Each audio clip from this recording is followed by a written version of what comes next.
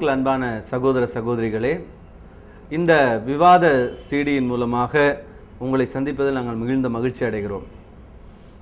இந்த இஸ்லாமியர்களுடனான இந்த விவாத டிவிடியை நீங்கள் பார்க்கறதுக்கு முன்பாக ஒரு சில விஷயங்களை உங்களோடு கூட பகிர்ந்து கொள்ள நாங்கள் விரும்புகிறோம்.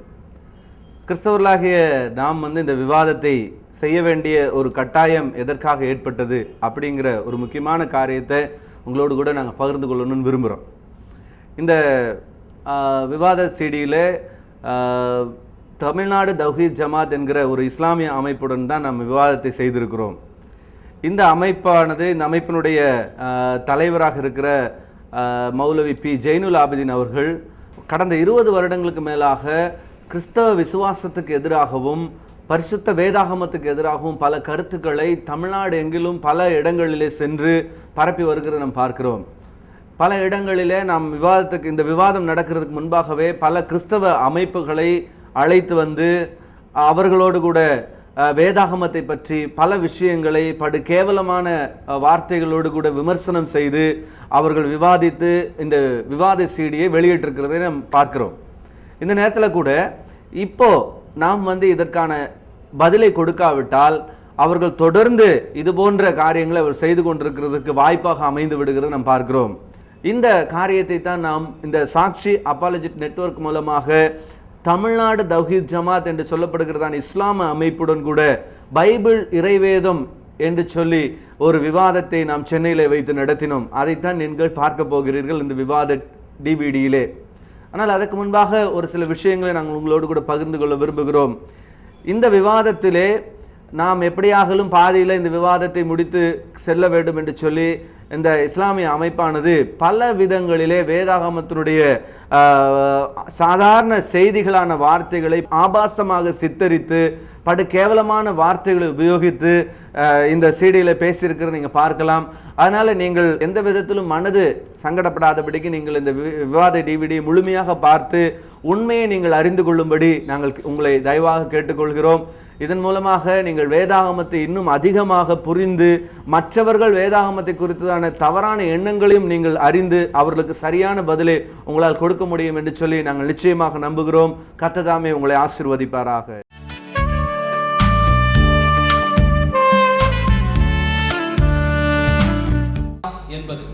If you have posed this question, is the Holy Bible God's word?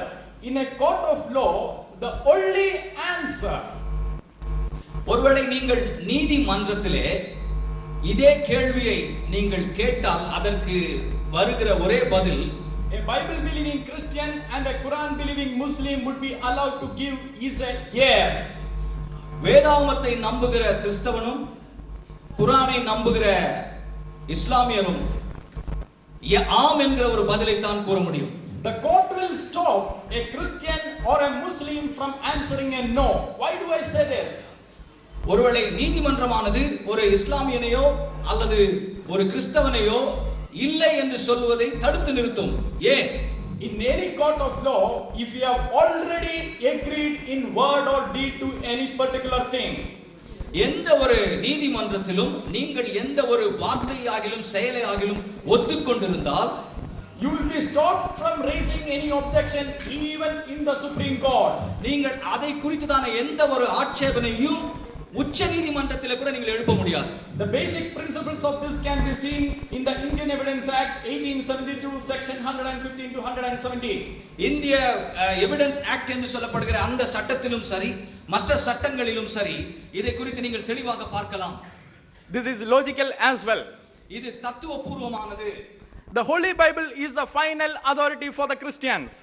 பரிசுத்த வேதாகமே ஒரு கிறிஸ்தவனுக்கு அடிப்படையான அதிகாரமாக இருக்கிறது. And the Quran is the final authority for the Muslims. அதே போலவே குர்ஆனும் ஒரு முஸ்லிமுக்கு ஆதாரமாக அடிப்படை ஆதாரமாக இருக்கிறது. And both of them have unanimously declared that the Bible is the God's word. இருவருமே இணைந்து ஒத்துக்கொண்டிருக்கிற ஒரு காரியம் பைபிள் தேவனுடைய வார்த்தை என்பது. In fact, if TNDJ believes in the Quran, I do not know why they have come here to debate in the first place. ஒருவேளை இங்கே அமர்ந்திருக்கிற TNDJ அவர்கள் குர்ஆனை நம்பினார்கள் என்றால் இந்த விவாதத்திற்கு ஏன் அவர்கள் முதலாவது வந்திருக்கிறார்கள் என்ற கேள்வி வருகிறது. We do not consider Quran as the God's word. நாம் குர்ஆனை தேவனுடைய வார்த்தை என்று ஏற்றுக்கொள்ளவில்லை. But we will be quoting Quran and the other Islamic texts only to show that the Islamic final authority has already agreed with our argument. ஒருவேளை நாங்கள் குர்ஆனில் இருந்து மேற்கோளிட்டு காட்டும்போது அவர்கள் அதை அதிகாரப்பூர்வமானது என்று ஒத்துக்கொண்டிருக்கிறதுனால அதை நாங்கள் செய்ய விரும்புகிறோம். Now let us examine the case. நாம் இப்பொழுது ஒரு காரியத்தை பார்க்கலாம். Point number 1, the Holy Bible is the God's word. முதலாவது குறிப்பு, வேதாகமம் தேவனுடைய வார்த்தை. Yes, according to the Holy Bible, therefore we say yes. இது ஏனென்றால் அது பரிசுத்த வேதாகமத்தின் அடிப்படையிலே அது ஆம் என்று இருக்கிறபடியால் நாமும் ஆம் என்று சொல்கிறோம். Yes, according to the Quran, but we do not know what our friends from TNTJ has to say. வேதாகமம் தேவனுடைய வார்த்தை என்பது ஆம் என்பது குர்ஆனிலும் சொல்லப்பட்டிருக்கிறது. அதை நம்முடைய TNTJ நண்பர்கள் எப்படி ஒத்துக்கொள்கிறார்கள் என்று தெரியவில்லை. Our Lord Jesus Christ himself taught us that the Holy Bible is the God's word. நம்முடைய ஆண்டவராகிய இயேசு கிறிஸ்துவும் நமக்கு கற்பித்திருக்கிறார் வேதாகமம் தேவனுடைய வார்த்தை என்று. Regarding the Old Testament, பழைய ஏற்பாட்டை குறித்து in Matthew chapter 22 verse 31, மத்தேயு 22ஆம் அதிகாரம் 31ஆம் வசனத்திலே Lord Jesus Christ quoted from Exodus chapter 3 verse 6 and said to the first century Christians, God spoke to you. அங்கே யாத்திராகமம் 3ஆம் அதிகாரத்தில் சொல்லப்பட்டிருக்கிற அந்த காரியத்தை முதலாவது நூற்றாண்டு கிறிஸ்தவர்களுக்கு இயேசு கிறிஸ்து சொன்னார், யாவே ஒருவர் என்று சொல்லி. In other words, Jesus confirmed to us that the Old Testament is the God's word. அப்படியானால் இயேசு கிறிஸ்து உறுதியிட்டு சொல்லுகிறார் பழைய ஏற்பாடு தேவனுடைய வார்த்தை என்று சொல்லி. Regarding the New Testament, புதிய ஏற்பாட்டை குறித்து in John chapter 14 verse 26 and John chapter 16 verse 13 to 15, யோவான் 14ஆம் அதிகாரம் 26ஆம் வசனத்திலும் யோவான் 16ஆம் அதிகாரம் 13 இருந்து 15வது வசனங்களிலும் Lord Jesus Christ told to his disciples that the Holy Spirit will teach and remind them of everything that he taught. இயேசு கிறிஸ்து தம்முடைய சீஷர்களுக்கு சொல்லி இருக்கிறார், பரிசுத்த ஆவியானவர் தாம் கற்பித்த எல்லாவற்றையும் குறித்து அவர்களுக்கு ஞாபகம் ஊட்டுவார் என்று சொல்லி. Confirming the fulfillment of this promise, இந்த தீர்க்க தரிசன வார்த்தைக்கு நிறைவேறுதல் வண்ணமாக disciples said that they were inspired by the Holy Spirit. சீஷர்கள் சொன்னார்கள், நாங்கள் பரிசுத்த ஆவியினால் ஏவப்பட்டிருக்கிறோம் என்று சொல்லி. In 1 John chapter 4 verse 6, 1 யோவான் 4ஆம் அதிகாரம் 6ஆம் வசனத்திலே Apostle John says that rejecting his teaching is to reject God's word. அங்கே யோவான் அப்போஸ்தலன் சொல்லுகிறார், தன்னுடைய உபதேசங்களை நிராகரிக்கிறவன் தேவனுடைய வார்த்தையை நிராகரிக்கிறான் என்று சொல்லி. In 1 Thessalonians chapter 2 verse 13, 1 தெசலோனிக்கேயர் 5ஆம் அதிகாரம் 13ஆம் வசனத்திலே Apostle Paul attests that his words are inspired word of God. அங்கே அப்போஸ்தலனாகிய பவுல் சொல்லுகிறார், இந்த வார்த்தை தேவனுடைய ஆவியினால் ஏவப்பட்டது அருளப்பட்டது என்று சொல்கிறார். The Holy Bible in 2 Peter chapter 3 verse 15 and 16, 2 பேதுரு 3ஆம் அதிகாரம் 15 16 வசனங்களை வேதாகமம் சொல்லுகிறது. Apostle Paul's epistles are scriptures. அங்கே அப்போஸ்தலர் பவுலுடைய வார்த்தைகள் எல்லாம் வேதாகமத்தின் அடிப்படையில் உள்ளவைகள் என்று சொல்லப்பட்டது. Apostle Paul summarized this all by the inspiration of the Holy Spirit. இங்க அப்போஸ்தலனாகிய பவுல் தன்னுடைய வார்த்தைகள் எல்லாவற்றையும் அங்கே அவர் குறுக்கி சொல்லுகிறார். 2 Timothy chapter 3 verse 16, all scripture is God breathed. அங்கே 2 தீமோத்தேயு 3:16 வாசிக்கிறோம், தேவனுடைய வார்த்தை எல்லாம் தேவனுடைய ஆவியினால் அருளப்பட்டிருக்கிறது என்று சொல்லி. This includes both the Old and the New Testament. இது பழைய ஏற்பாட்டையும் புதிய ஏற்பாட்டையும் சேர்த்து குறிக்கும். 1 Timothy chapter 5 verse 18, 1 தீமோத்தேயு 5:18 not only includes Deuteronomy chapter 25 verse 4 as the scripture, அங்கே யாத்திராகமம் 25ஆம் அதிகாரம் 18ஆம் வசனத்தை 4ஆம் வசனத்தை குறிப்பிடுகிறது. and also Luke chapter 10 verse 7 as the scripture. அங்கே லூக்கா 10ஆம் அதிகாரம் 7ஆம் வசனத்தையும் வேதாகமம் என்று அது குறிப்பிடுகிறது. Quran also agrees with this. இதை குர்ஆனும் கூட ஒத்துக்கொள்கிறது. In Surah chapter 3 verse 23, இங்கே சூரா 3ஆம் ஆயத்து 3:23 Quran calls the Holy Bible as the scripture of Allah. அங்கே சொல்லுகிறது வேதாகமம் அல்லாஹ்வினுடைய ஒரு வேதாகமம் என்று அங்கு சொல்லப்பட்டிருக்கிறது. In Surah chapter 2 verse 53, Quran calls the Holy Bible as the Al-Furqan, the criterion. அங்கே சூரா 2:53 குர்ஆன் சொல்லுகிறது வேதாகமானது அல் ஃபுர்கா, அதுதான் வந்து நிறையானது என்று சொல்லுகிறது. Now, point number 2, which are the books of the Holy Bible?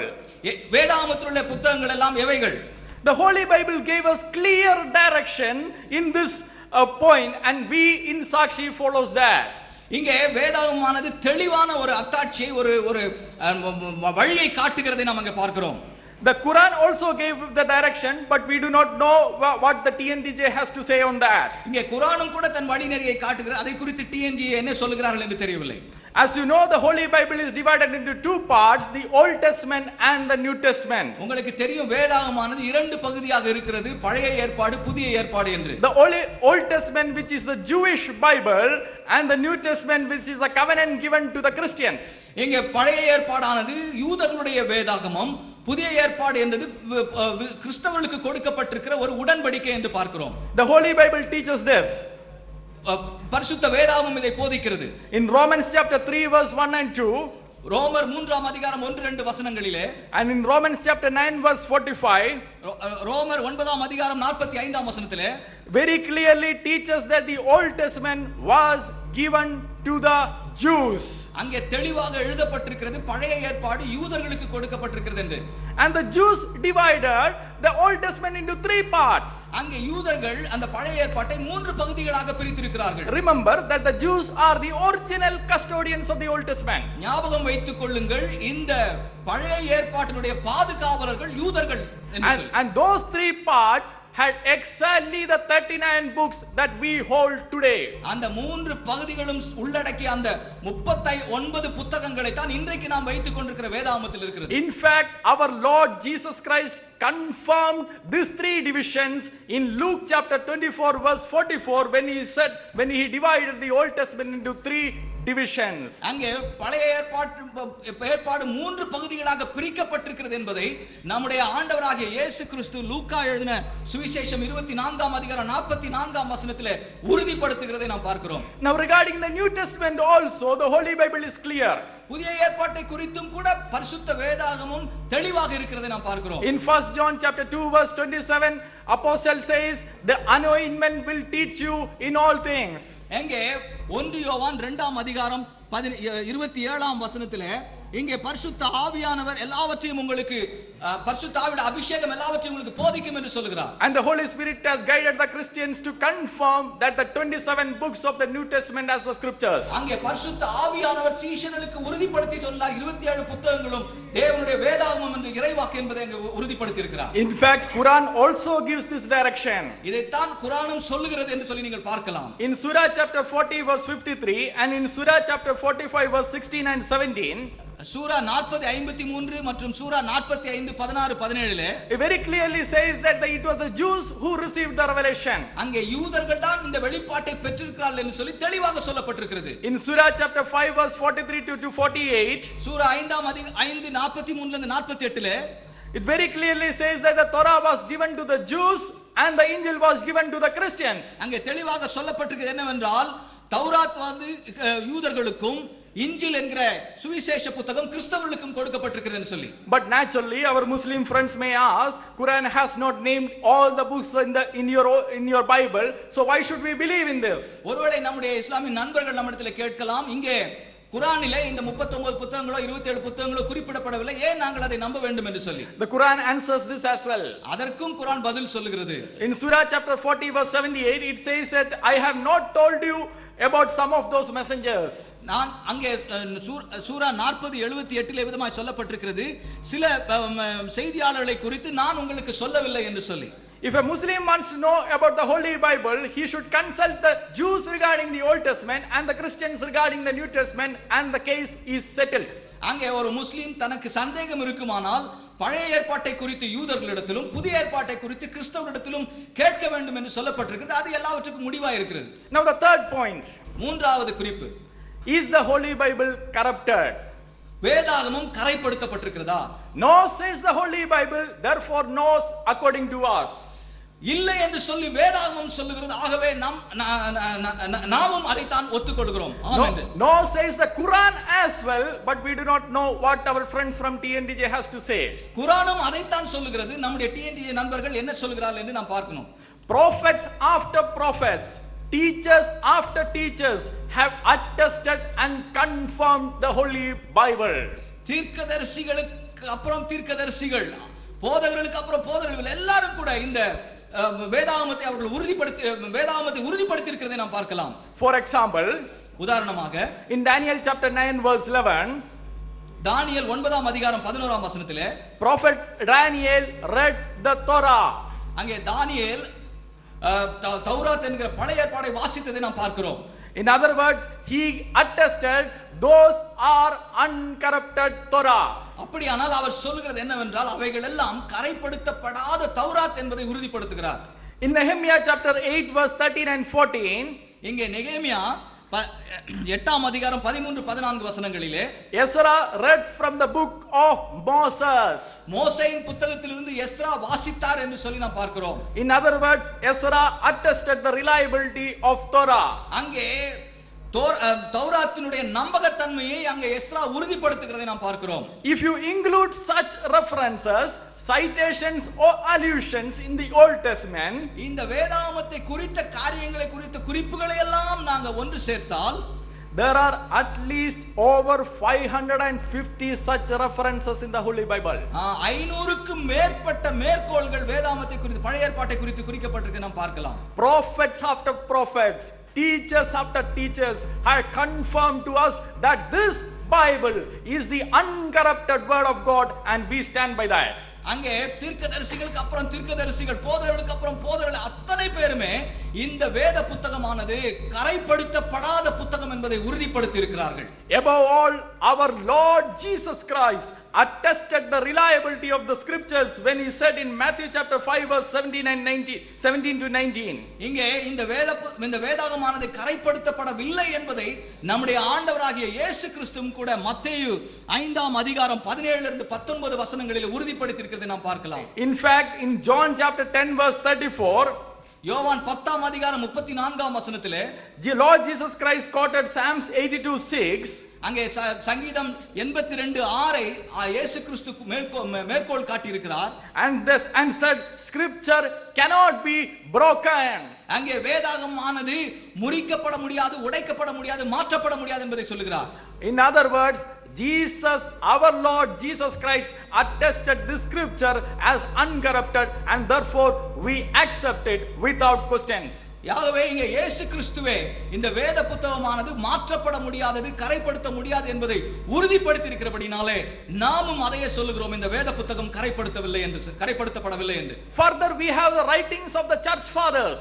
மேலும் நமக்கு நம்முடைய சபை, நம்முடைய திருச்சபையினுடைய பிதாக்கள் அவர்கள் எழுதின புத்தகங்களும் நம்மிடத்தில் இருக்கிறது. For example, உதாரணமாக the church father Irenaeus writing in AD 180, கிபி 180வது ஆண்டிலே இரேனியஸ் என்கிற ஒரு சபை பிதா எழுதுகிறார். he quotes or alludes from most of the New Testament books. அங்கே புதிய ஏற்பாட்டில் இருக்கிற अनेक புத்தகங்களை அவர் மேற்கோள் காட்டி எழுதுகிறார். Many a times he not only quotes those scriptures by citing the name, அவர் பெயரை குறிப்பிட்டு அந்த புத்தகங்களை அவர் மேற்கோள் காட்டுவது மட்டுமல்லாமல் he identifies its authors, அதனுடைய எழுத்தாளர்களையும் அவர் அடையாளப்படுத்துகிறார் and calls them as scripture. அவைகளை வேதாகமம் என்று சொல்லி அவர் அழைக்கிறார். AD 180, கிபி 180வது ஆண்டில் there are at least over 700 such references, citations or allusions in the writings of church father Irenaeus. Irenaeus அவர்கள் எழுதிய அந்த புத்தகங்களிலே 700க்கும் அதிகமாக வேதாகமத்தை குறித்த குறிப்புகள், மேற்கோள்கள் இருக்கிறதை நாம் பார்க்கலாம். If you compare the quotations of church father Irenaeus with our current New Testament, it is exactly the same. நீங்கள் அவர் ஐரேனியஸ் அவர்கள் எழுதிய அந்த புத்தகத்தையும் நாம் வைத்திருக்கிற வேதாகமத்தையும் நாம் ஒப்பிட்டு பார்த்தால் அவைகள் எல்லாம் ஒன்று போல இருக்கிறதை நாம் பார்க்கலாம். But it is only a party of Muslim preachers. ஒருவேளை இங்கே இருக்கிற நம்முடைய இஸ்லாமிய போதகர்களுடைய குழுவினர் தான் some eminent scholars, some eminent preachers among the Muslims, முஸ்லிம்கள் மத்தியிலே இருக்கிற நன்கு கல்வி கற்றறிந்தவர்கள் for some reasons misleads the Muslims in this. இந்த காரியத்திலே சில இஸ்லாமியர்களை அவர்கள் தவறாக வழிநடத்தி கொண்டிருக்கிறார்கள். For example, for preparing this debate, I was reading onlinepj.com. நான் இந்த விவாதத்திற்காக onlinepj.com என்கிற அந்த இணையதளத்தை வாசித்துக் கொண்டிருந்தேன். In that website, it says that the previous scriptures are corrupted and the references that are given are Surah chapter 2 verse 75 and 79. இங்கே அந்த இணையதளத்தில் நான் வாசித்த காரியம் என்னவென்றால் வேதாகமத்தினுடைய புத்தகங்கள் எல்லாம் கரைப்படுத்தப்பட்டிருக்கிறது. அதற்கு ஆதாரம் என்று சொல்லி சூரா 2:75-79 அவர்கள் குறிப்பிடுகிறார்கள். Surah 3:78, Sura 3:78, Surah 4:46, Sura 4:46, Surah 5:13 and 41. அங்கே சூரா 5:13-41. These verses are cited from the Quran and it's argued that the previous scriptures are corrupted. இங்கே அந்த இவைகளின் அடிப்படையில முந்தைய வேதாகமங்கள் எல்லாம் கரைப்படுத்தப்பட்டிருக்கிறது என்று சொல்லி அங்கே விவாதிக்கிறார்கள். Since Janab P.J. Sar is an eminent scholar, அங்கே ஜனாப் பிஜே சார் அவர்கள் மிகச் சிறந்த ஒரு கல்வியாளர்.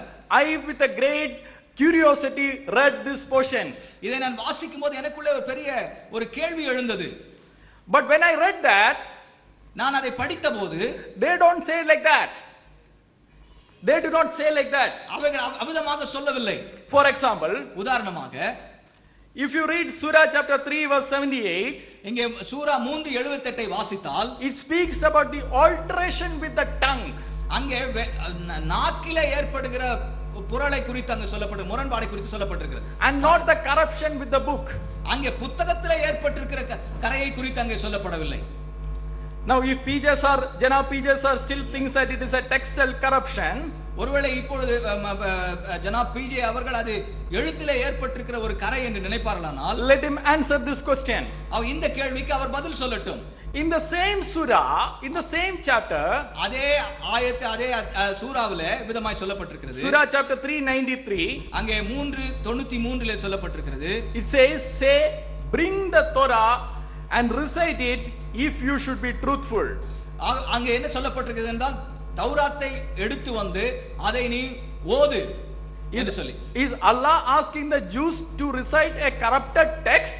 ஒருவேளை அல்லாஹ் யூதர்களை வந்து கரைப்படுத்தப்பட்ட மாற்றப்பட்ட ஒரு வேதாகமத்தை கொண்டு வந்து ஓத சொல்லுகிறார்? Now let us take another verse. இன்னொரு வாக்கியத்தை பார்க்கலாம். Surah chapter 4 verse 46. Sura 4:46 Again it speaks about twisting with the tongue and not the corruption in the book. அங்கே நாக்கு புரளுவதை குறித்து தான் அங்கே சொல்லப்பட்டிருக்க ஒழிய வேதாகமத்திலே ஏற்பட்டிருக்கிற கரையை குறித்து மாற்றத்தை குறித்து சொல்லப்படவில்லை. Now let us take another verse. இன்னொரு வாக்கியத்தை நம்ம வாசிக்கலாம். Surah 5:13 and 41. சூரா 5:13-41 வாசிக்கலாம். Again it speaks about the distortion in usage but not the corruption in the book.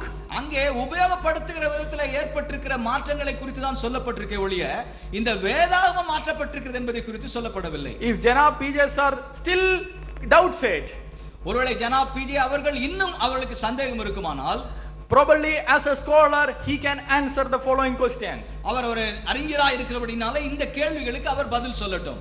In Surah chapter 5 verse 43 and 44, Sura 5:43-44 Allah asks us, அங்கே அல்லாஹ் அழைக்கிறார், why should the Jews come to Hazrat Muhammad when they have the Torah with them?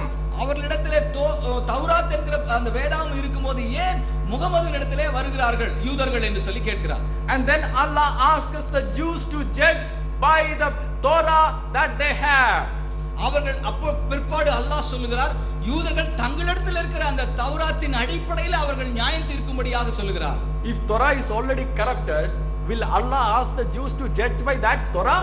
இங்கே அவங்க கொடுக்கப்பட்ட அந்த தௌராத் என்கிற புத்தகம் ஏற்கனவே அது கரைப்படுத்தப்பட்டிருந்தால் அல்லாஹ் யூதர்களை அந்த கரைப்படுத்தப்பட்ட வேதாகமத்தின் அடிப்படையில் நியாயம் தீர்க்க சொல்லுவாரா? Or question number 3, மூன்றாவது கேள்வி. in Surah chapter 5 verse 46 and 47, Sura 5:46-47 Allah is asking the Christians to judge by the Injil that they have, the book that they have. அல்லாஹ் கிறிஸ்தவர்களை அவர்களிடத்தில் கொடுக்கப்பட்ட இன்ஜில் என்கிற அந்த சுவிசேஷத்தின் அடிப்படையில் நியாயம் தீர்க்க சொல்கிறார். If Injil is already corrupted, do you think that the Allah will ask the Christians to judge by the Injil that they have? இந்த இன்ஜில் என்பது ஏற்கனவே கரைப்படுத்தப்பட்ட ஒரு புத்தகமாக இருக்குமானால் அந்த கரைப்படுத்தப்பட்ட புத்தகத்தின் அடிப்படையில் கிறிஸ்தவர்கள் நியாயம் தீர்த்து கொள்ளலாம் என்று சொல்லி அல்லாஹ் சொல்லுவாரா? Now the only verse out of the verses that he cited which remains is Surah chapter 2 verse 75 and 79. அவர் குறிப்பிட்டிருக்கிற அந்த சூறாக்களிலே இறுதியாக இருக்கிற ஒரு சூரா 2:75-79. Now there can be different interpretations of this verse. இந்த இந்த குறிப்பிட்ட வாக்கியத்துக்கு நிறைய விதமா பல விதங்களிலே நாம் மொழிபெயர்க்க பல விதங்களில் அர்த்தம் எடுத்துக்கொள்ளலாம். But for argument's sake, let us accept that it speaks about some textual corruption. ஒருவேளை இதை விவாதத்திற்கு மாத்திரம் நாம் எடுத்துக்கொள்வோம், இது இங்கே வேதாகமத்தில் ஏற்பட்டிருக்கிற எழுத்திலே வார்த்தைகளிலே மாற்றம் என்று சொல்லி. Even then Quran adds a very important qualifier in the same verse. அதே வார்த்தையிலே மிக முக்கியமாக ஒரு வார்த்தையை அங்கே குர்ஆன் சொல்லுகிறது நம்ம பார்க்கலாம். It speaks about the Jews and only about a party of the Jews. அங்கே யூதர்களிலே ஒரு குறிப்பிட்ட யூத குழுவினரை குறித்து மாத்திரம் அங்கே சொல்லப்பட்டிருக்கிறதை பார்க்கலாம். Why it is important? ஏன் அது முக்கியமானது? It is not speaking about the Christians. அது கிறிஸ்தவர்களை குறித்து சொல்லவில்லை. It is not even speaking about the entire Jews. அது முழு யூதர்களை குறித்தும் அது சொல்லவில்லை. Now you might think that I am interpreting the text on my own. No. நான் இதை என்னுடைய சொந்த அடிப்படையில் நான் இதை அர்த்தம் கொள்கிறேன் என்று சொல்லி நீங்கள் நினைக்கலாம். இல்லை, அப்படி இல்லை. If you have doubt, you can read Surah chapter 319 and Surah chapter 759. இங்கே சூரா 3 199 சூரா 7 159 நீங்கள் வாசித்து பார்க்கலாம். It says that a section of the people of the book will never sell the signs of Allah for a miserable gain. அங்கே ஒரு குறிப்பிட்ட மக்கள் பணத்திற்காக, அல்லாவிட்டால் ஒரு ஆதாயத்திற்காக, அற்பமான ஆதாயத்துக்காக அவர்கள் என்ன செய்ய மாட்டார்கள், அல்லாஹ்வுடைய வார்த்தைகளை அவர்கள் விற்க மாட்டார்கள் என்று சொல்லப்பட்டிருக்கிறது. Now the logics demand that we should conclude that the uncorrupted text of the Holy Bible was available at the time of Hazrat Muhammad. நம்முடைய தத்துவத்தின் அடிப்படையில் நம்ம பார்த்தாலும் கூட ஹஜ்ரத் முகமது அவருடைய நாட்களிலே கரைப்படுத்தப்படாத வேதாகமம் இருந்தது என்று சொல்லி நாம் அறிந்து கொள்கிறோம். Now if you still want to pick this verse and that verse, ஒருவேளை இந்த வார்த்தையை நாம் மறுபடியும் எடுத்துக்கொள்ள வேண்டும் என்று விரும்பினால், I would say that is not a scholarly way of approaching any issue. எந்த ஒரு காரியத்தையும் நாம் அறிவுபூர்வமாக நாம் ஆராய்கிற ஒரு காரியம் அது அல்ல. You will have to survey the entire text. நாம் அந்த முழு பகுதியையும் நாம் வாசிக்க வேண்டும். Now if we read the entire Quran, what do we see? அங்க முழு குர்ஆனை நாம் வாசிக்கும் போது என்ன பார்க்கிறோம்? It again attests that the Holy Bible is the uncorrupted word of God. அங்கே வேத புத்தகமானது கரைப்படுத்தப்படாத குறையில்லாத ஒரு வேதாகமம் என்று சொல்லி அது உறுதிப்படுத்துகிறதை நாம் பார்க்கிறோம். If TNTJ does not agree with this, TNTJ அவர்கள் இதற்கு ஒத்துக்கொள்ளவில்லை என்றால், I am sure that there are eminent scholars on their side and they can answer the following questions. அவர்கள் மத்தியிலே இருக்கிற அறிஞர்கள் இந்த கேள்விகளுக்கு பதில் சொல்லட்டும். In question number 4, நான்காவது கேள்வி, when Quran speaks about the scriptures of the Jews and the Christians, குர்ஆன் ஆனது கிறிஸ்தவருடைய யூதர்களுடைய வேதாகமத்தையும் கிறிஸ்தவருடைய வேதாகமத்தையும் குறித்து பேசும்போது, it often uses a terminology called between his hands. அவருடைய கரங்களுக்கு இடையிலே என்கிற ஒரு வார்த்தை அங்கே சொல்லப்பட்டிருக்கிறது நம்ம பார்க்கலாம். For example, Surah chapter 3 verse 3 says, அங்கே சூரா 3:3 விதமாக வாசிக்கிறோம், he has sent down upon you, O Muhammad, the book in truth, confirming what is between his hands. அங்கே முகமதுவே சத்தியமாகிய அந்த புத்தகத்தை உம்முடைய கரத்திலே கொடுத்திருக்கிறேன், உம்முடைய கரங்களில் இடையில் இருக்கிறதை நான் உறுதிப்படுத்துகிறேன் என்று சொல்லப்பட்டிருக்கிறது. Between his hand is a clear expression which means that existed at that time. கரங்களுக்கு இடையே என்று சொல்லுகிற ஒரு காரியம் என்னவென்றால் அப்பொழுது இருக்கிற புத்தகம் என்பதை குறித்து அது தெளிவுபடுத்துகிறது நம்ம பார்க்கலாம். Similar verses can be found in Surah chapter 10 verse 37 and 1211. அதே போன்ற வாக்கியங்களை நாம் சூரா 10:37 12:111 நம்ம பார்க்கலாம். If Torah and the Injil were corrupted, தௌராத்தும் இஞ்சிலும் ஏற்கனவே கரைப்படுத்தப்பட்டிருந்ததானால், do you think that the Quran will use the terminology between his hands? அங்கே அவருடைய கரங்களுக்கு இடையே என்கிற அந்த வார்த்தையை குர்ஆன் பயன்படுத்தியிருக்கும் என்று யோசிக்கிறீர்களா, நம்புகிறீர்களா? Probably our friends can answer that. அதற்கு நம்முடைய நண்பர்கள் பதில் சொல்லுவார்கள்.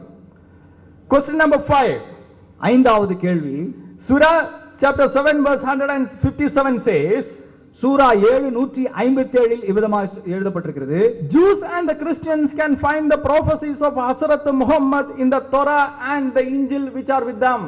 யூதர்களும் கிறிஸ்தவர்களும் முகமது நபியை குறித்த தீர்க்க தரிசனங்களை தௌராத்திலும் இஞ்சில் புத்தகத்திலும் அவர்கள் பார்க்கலாம் என்று சொல்லி. If Torah and Injil are already corrupted, do you think Allah will appeal to those books? அங்கே தௌராத்தும் இஞ்சில் புத்தகங்களும் ஏற்கனவே கரைப்படுத்தப்பட்டிருந்ததனால் அல்லாஹ் அந்த புத்தகங்களை நீங்கள் பாருங்கள் என்று சொல்லி இருப்பாரா? Question number 6. ஆறாவது கேள்வி.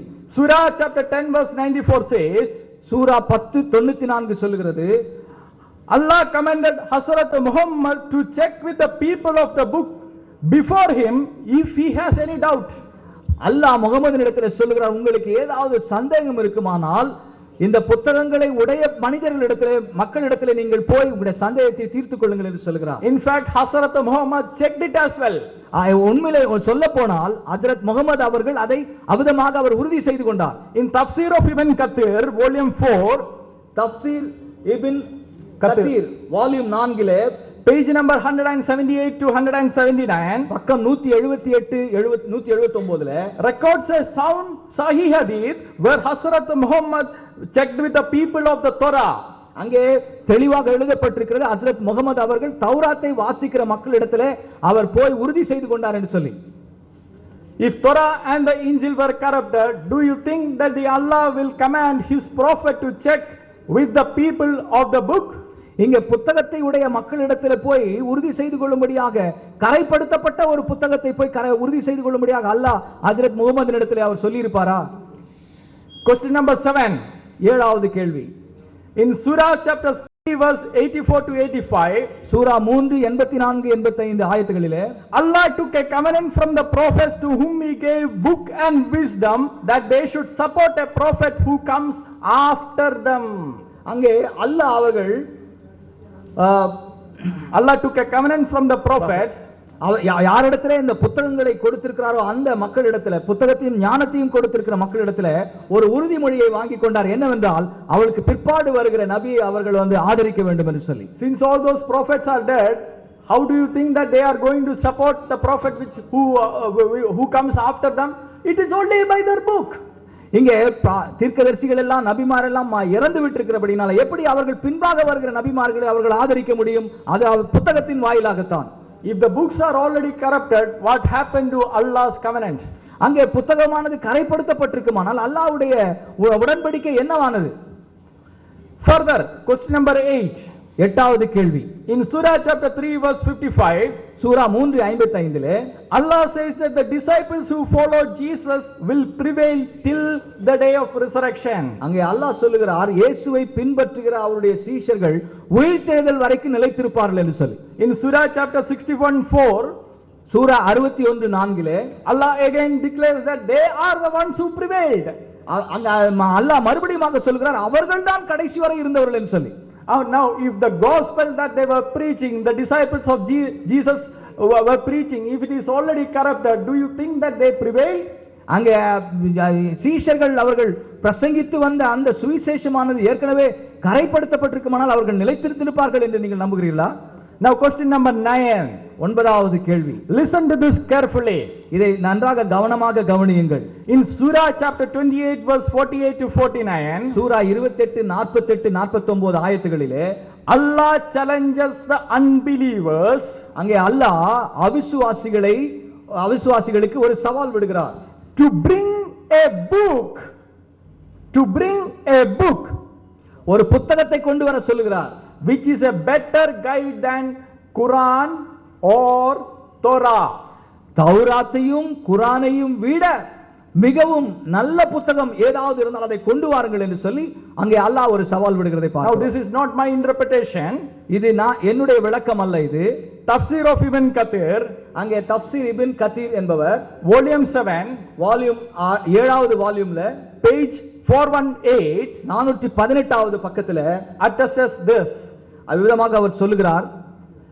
Now if Torah was already corrupted, அங்கே தௌராத்தானது ஏற்கனவே அது கரைப்படுத்தப்பட்டிருக்குமானால் why would Allah challenge anyone to bring a book like the Torah? ஏன் அல்லாஹ் தௌராத்தை போன்ற ஒரு புத்தகத்தை நீங்கள் கொண்டு வாருங்கள் என்று சொல்லி அவர் சவால் விட்டிருக்க வேண்டும்? Let our Muslim friends think and answer this. இதற்கு நம்முடைய இஸ்லாமிய நண்பர்கள் சிந்தித்து பதில் சொல்லட்டும். Now question number 10. 10வது கேள்வி. In Surah chapter 15 verse 9, சூரா 15 9வது ஆயத்துல Allah says he has sent down the dhikar. அல்லாஹ் செய்தியை திக்கார் என்கிற அந்த செய்தியை அவர் அனுப்பி இருக்கிறார். In other words, the message, அந்த செய்தியானது and he would guard it from corruption.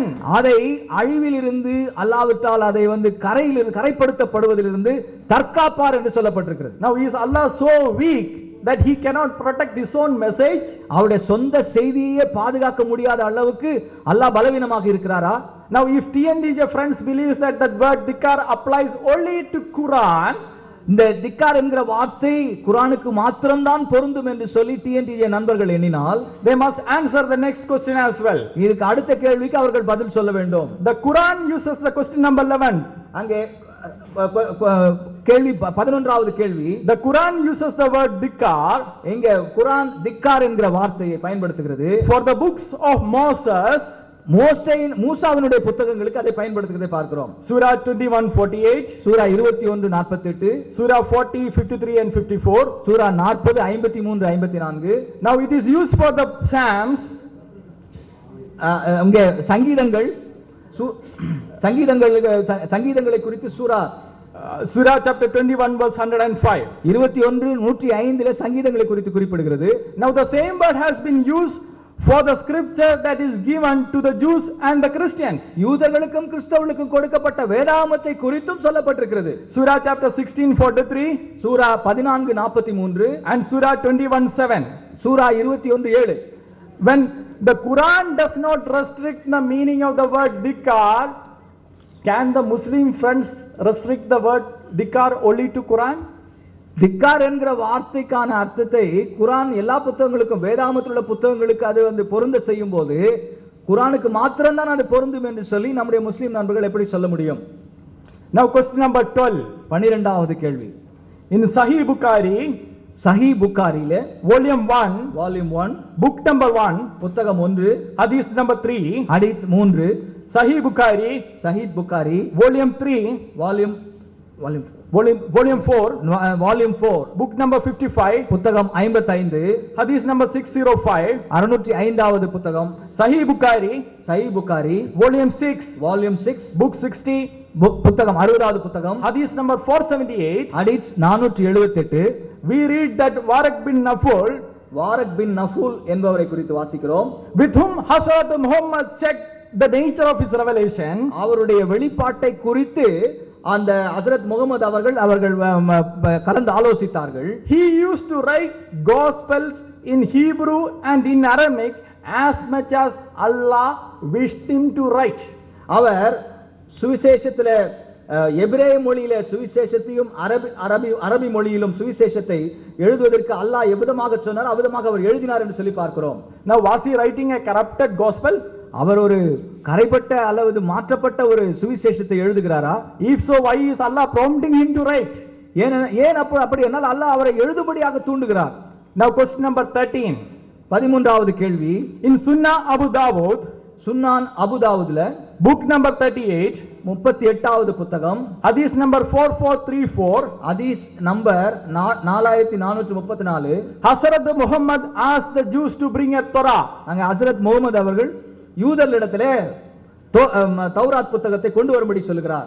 When the Jews brought the Torah, அந்த தௌராத் புத்தகத்தை யூதர்கள் கொண்டு வந்தபோது Hazrat Muhammad placed it on a cushion. அங்க இருக்கிற ஒரு குஷன்ல அங்கே ஹஜ்ரத் முகமது அவர்கள் அதை வைத்தார்கள் என்று பார்க்கிறோம். And he said, அதை விதமாக சொன்னார், I believed in thee and in whom who revealed thee.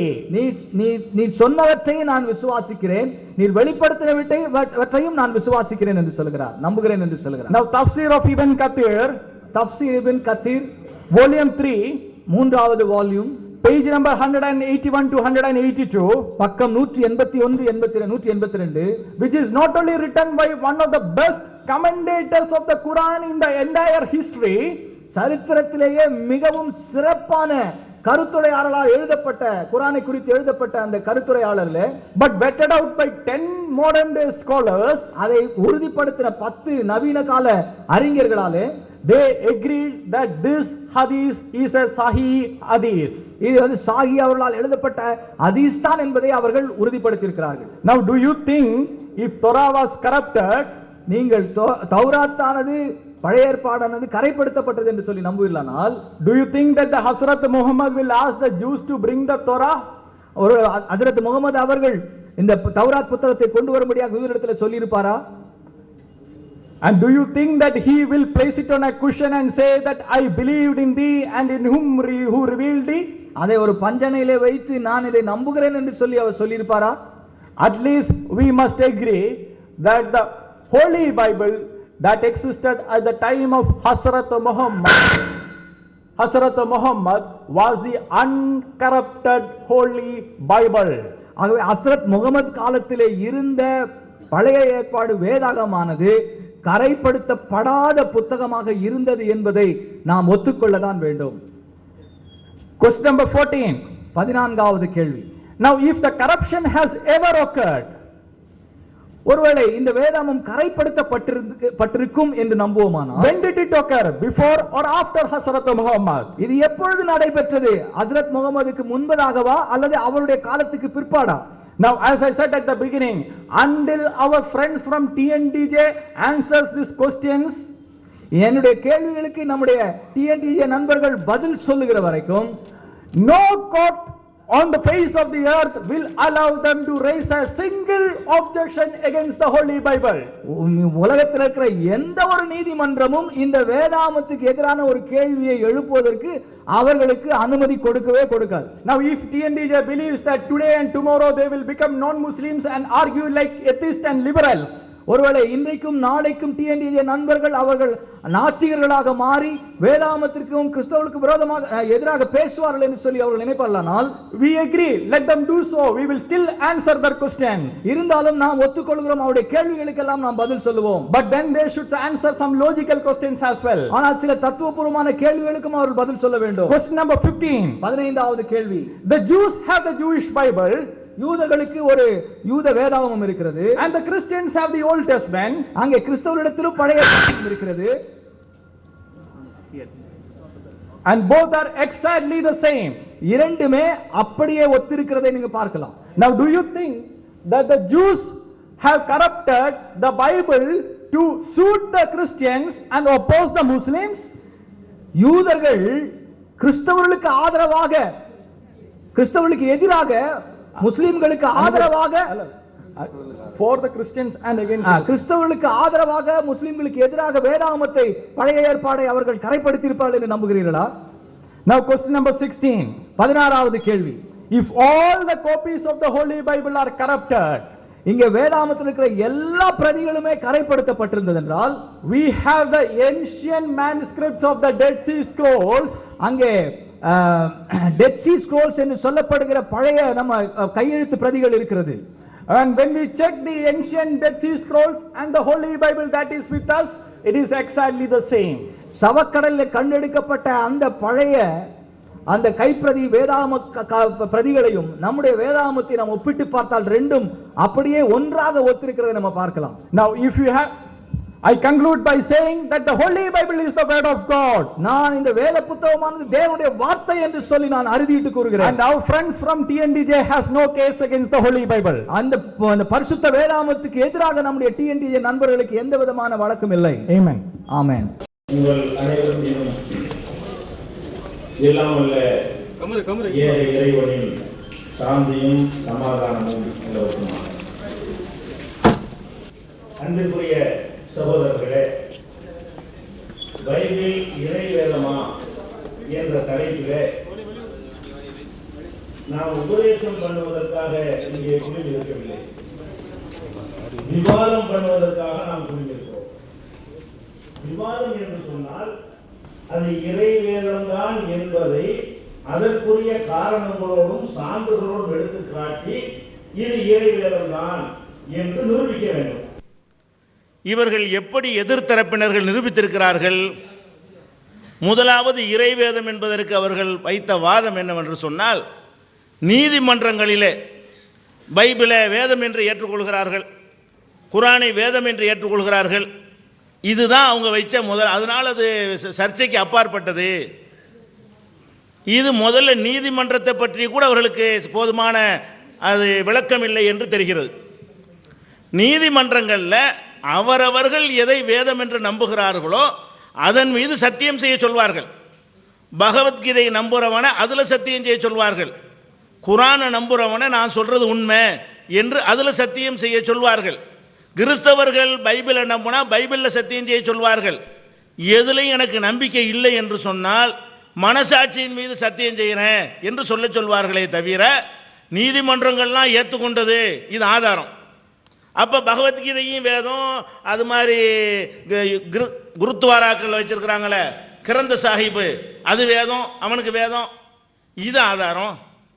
நாம் எதை ஏற்றுக்கொள்கிறோமோ அதில் சத்தியம் செய்யின்னு சொல்வது அவன் நம்புகிற விதத்தில் சத்தியம் செய்ய சொன்னால் பயப்படுவான் என்பதற்காக நீதிமன்றங்களில் ஒரு நடைமுறை வைத்திருக்கிறார்கள் என்பது பைபிள் இறைவேதம் என்பதற்கு பெரிய ஆதாரம். எவ்வளவு பெரிய ஒரு விவாத களத்தில் வைத்துக்கொண்டு ஒரு அறிவுபூர்வமான விஷயங்களை சொல்லணுமா இல்லையா? இது முதலாவது வாதமாக எடுத்து வைத்தார். அது சொல்லுங்க. Assalamu alaikum wa rahmatullahi wa barakatuh. My dear brothers and sisters, may Almighty God's peace, blessings and mercy be on all of you. Today we have gathered for an historic debate. Is the Bible God's word? First of all, we should know that this is not something which is an advice to the people. We have not come for that purpose. We have come to know about the subject. If this is a debate, if it's a conversation and advice, that's a different thing. And the first proof they have taken is that they are referring to the courts, that in the courts they have agreed that the Bible, Quran and Bhagavad Gita as the truly words of God. I think they don't know much about the code and the laws, because in the code, for a Hindu, they know that Bhagavad Gita is the book of God for them, and for a Muslim, they know Quran is the word, and for the Christian, everyone knows, including the code and the laws, that for them, as a common, it is the book of God, the Bible. See, for a person who has no religion, for him, it's a conscience, it's a conscience. See, for a Muslim, they will ask to do the sovereign, the promise on the Quran. For the Hindu, they will do it on the Bhagavad Gita. For the Christian, they will naturally ask to do it on the Bible. And for the person who has no religion, they will just say that, speak on your conscience, have a promise on that, and then speak. So is this a debate? I mean, is this a point of a debate? This is not correct according to their points. அடுத்ததாக எந்த நீதிமன்றங்கள்லையும் குரானும் பைபிளும் வேதம் இல்லைன்னு வழக்கு போட முடியாது, பகவத்கீதையும் போட முடியாது. உணர்வு சம்பந்தமான விஷயங்களில் நீதிமன்றங்கள் வழக்கு எடுத்துக்கொள்ள மாட்டார்கள். ரஷ்யாவிலே போட முடியலை. பகவத்கீதைக்கு எதிராக ஒரு வழக்கு போட்டதுனால ரஷ்யாவிலே அந்த வழக்கை எடுத்துக்கொள்ளாத ஒரு நிலைமையை பார்க்கிறோம். இது ஆதாரம் கிடையாது. முதல் வழங்கி கொள்ளுங்க. எந்த ஒரு ஆதாரத்துக்கும் இது நிற்காது. ஃபர்ஸ்ட். ரெண்டாவது என்ன சொல்றாருன்னு கேட்டா, பைபிளை வைத்துக்கொண்டு அதில் சொல்லி இருக்குதான் இறைவேதம்னு சொல்லி, ஆதாரம் என்ன? ஒருத்தனை திருடன் என்று சொல்லி நீதிமன்றத்தை நிறுத்தி விடுகிறார்கள். நிறுத்தின அவன் சொல்றான், நான் திருடன் இல்லை, என்னப்பா ஆதாரம்? நான் சொல்றேன் இல்லாதான் ஆதாரம். ஒரு திருடன் குற்றச்சாட்டுக்கு சுமத்துனா அவன் திருடன் இல்லைன்னு அவனே சொல்லிக்கிட்டு ஆதாரம் ஆகுமா? பைபிள் தான் இறைவேதம் இல்லைங்கிறோம், அது சொல்லுதான் இறைவேதம். இது எங்கேயாவது ஏற்றுக்குருவாங்களா? பைபிளே சொல்லுதான், மத்தேயுல சொல்லுது, யோவானில் சொல்லுது, நிறைய நம்பர்கள் சொன்னார். அதெல்லாம் பைபிள் சொல்லிக் கொள்கிறது. அதான இறைவேதம் இல்லைங்கிறோம். எதை இறைவேதம் இல்லை என்று நாங்கள் சொல்கிறோமோ அதை ஆதாரமாக காட்டி அது இறைவேதம்ங்கிறாரு. பைபிள் இறைவேதம் என்றால் வெளி காரணத்தை வைத்து சொல்ல வேண்டும். நீங்கள் உபதேசம் உங்கள் மக்கள் மத்தியில் செய்கிற உபதேசம் மாதிரி மத்தேயுல இருக்குது, லூக்காவில் இருக்குன்னா அதான பொய்யுங்கிறோம், அதுதானே வேதம் இல்லைங்கிறோம், அதுதானே மனித கற்பனைங்கிறோம். அப்போ ஒருத்தன் தனக்குத்தானே சாட்சி சொல்லி கொண்டால் ஆதாரமாகுமா? பைபிள் இறைவேதம் என்பதற்கு எதை காட்டணும்? அது ஏற்கத்தக்க காரணங்களை சொல்லி, இந்த பாருங்க இது இறைவேதத்திலான இருக்கும், மனித வார்த்தை இப்படி இருக்குமா அப்படிங்கிற மாதிரி ஆதாரங்களை அள்ளி போட்டா தான் அது பைபிள் இறைவேதம் என்பது நிரூபணமாகுமே தவிர, நீங்கள் எதை இறைவேதம் இல்லைன்னு நாங்கள் சொல்றோமோ அதுலேயே சொல்லியிருக்குங்கிறீங்க. இது என்ன வாதம்? ரெண்டாவது பாயிண்ட் அப்படி சொல்லியிருக்கிறீங்க. நம்பர் தான் நிறைய இருக்குது, பதில் 2 வரைக்கும் தான் இருக்கிறது. மத்தையில் இருக்கு, லூக்காவில் இருக்கு, யோவானில் இருக்கு, எரேமியா சொன்னார், நெகமியா சொன்னார். இது எல்லாமே சேர்ந்து ஒரு மேட்ரு தானே. அதுதானே ஏற்றுக்கிறலங்கிற நாங்கள். அது வேதம் அல்ல, அது பொய். அது ஆதாரமாக காட்டுறீங்க, அதைத்தான் இறைவேதம் நிரூபிங்கிறோம். மத்தேயுவை இறைவேதம் இல்லைங்கிறோம் நாங்கள், யோவான இறைவேதம் இல்லைங்கிறோம். அது சொல்லிவிட்டது இறைவேதம் என்றால் எப்படி? The second point is that speaking about the emotions, the feelings, you cannot judge whether it is God's word or not.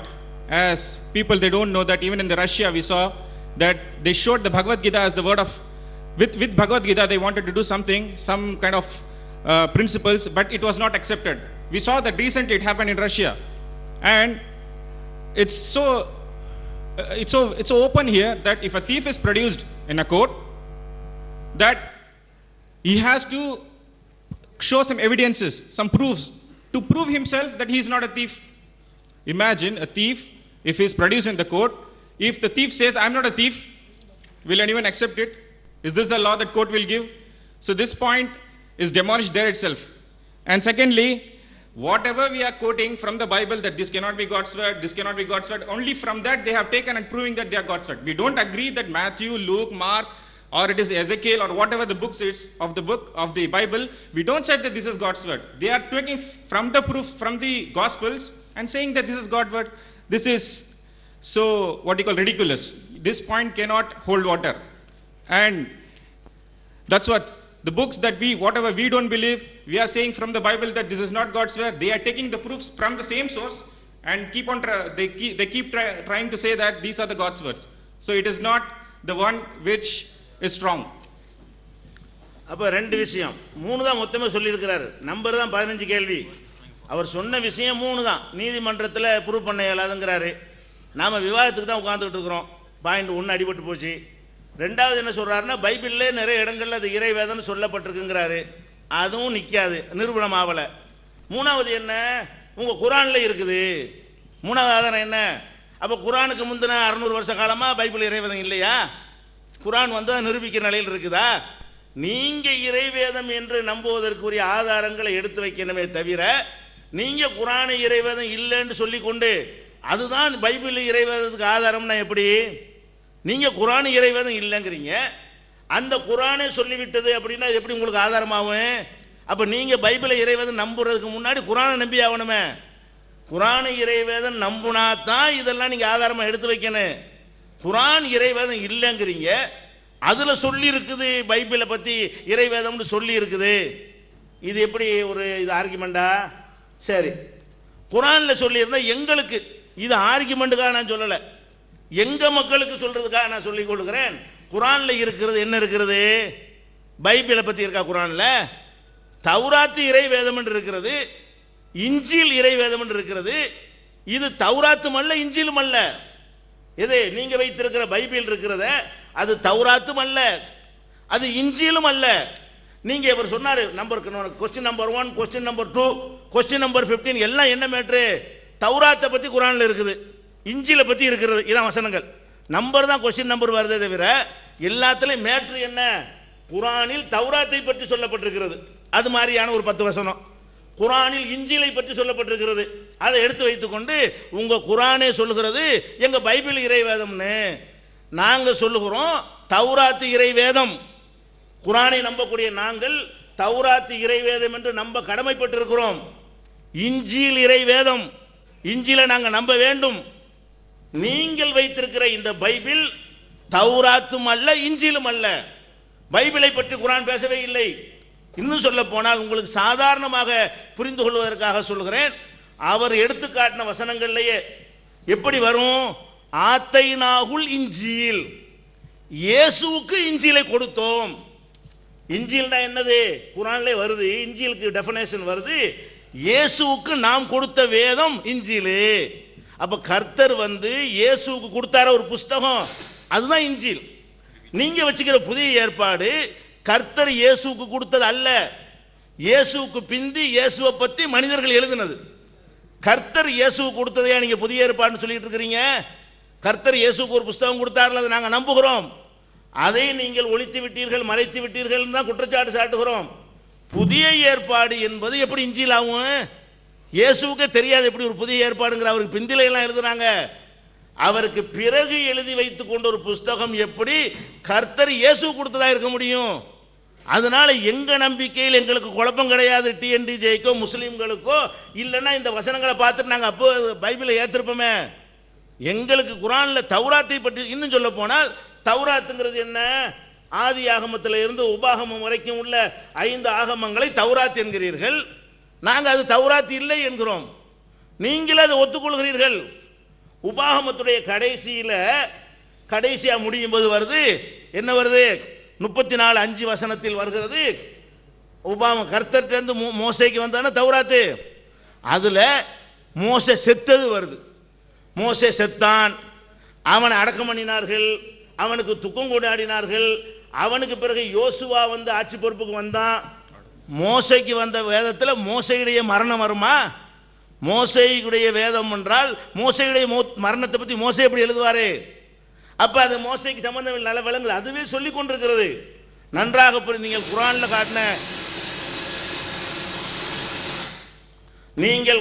காட்டின 15 வசனங்களும் சரி, 15 கேள்விகளும் சரி, 100 வசனங்களும் சரி, அதுல உள்ள அனைத்தையும் நாங்கள் அப்படியே நம்புகிறோம். தௌராத் இறைவேதம் நாங்கள் நம்புகிறோம். இஞ்சில் இறைவேதம் அது கர்த்தரால் கொடுக்கப்பட்டது, கடவுளால் கொடுக்கப்பட்டது, இயேசுநாதருக்கு கொடுக்கப்பட்டது, ஈசா நபிக்கு கொடுக்கப்பட்டது நம்புகிறோம்.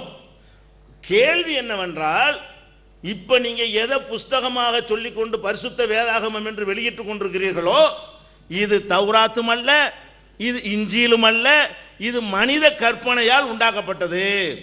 இப்ப இந்த 15 கேள்விக்கு அந்த 2 பேர் தான் பதில்.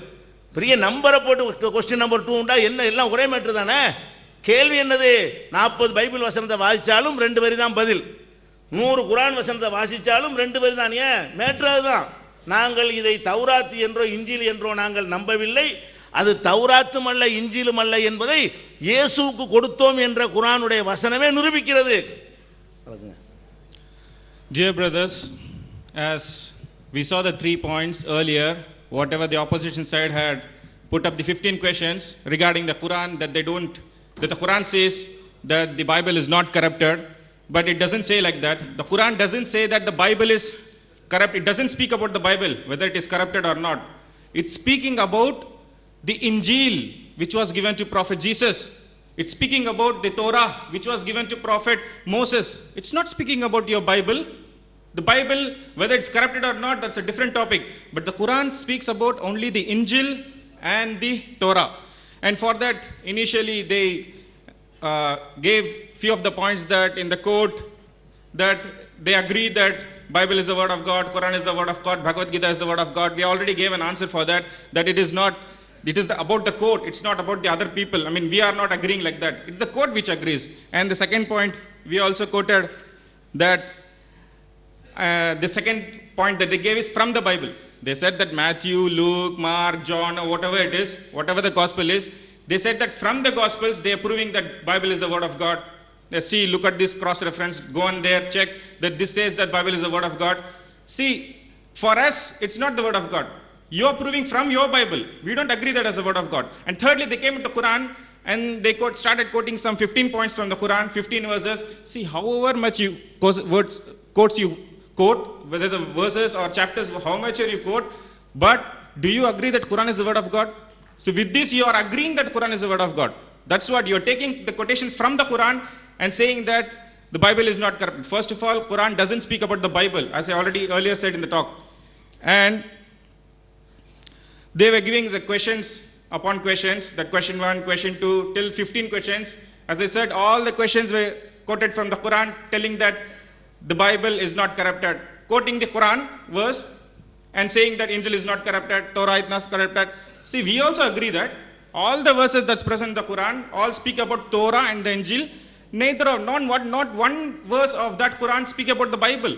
It doesn't speak about the Bible. It's speaking about the Torah. We all believe that Torah was a revelation which was given to Prophet Moses. It's speaking about the revelation of the Injil which was given to Prophet Jesus. We agree that. We believe that as a Muslims, but we don't believe that Bible was given. See, during the time of Jesus, he himself didn't know the New Testament. These are the people who came centuries after Jesus, who wrote about this? Did Bible was Bible written by Jesus? Did he quote that? And speaking about the Torah, all these books, whether it is Deuteronomy, or it's Leviticus, or Numbers, or it's Genesis, whatever the books, the 5 books of Moses they quoted, all of them, they only said that these are the Torah. So we don't believe that. We don't believe that these books are Torah. Whatever the Quran speaks about, that Torah is what we believe in. We believe in these books. And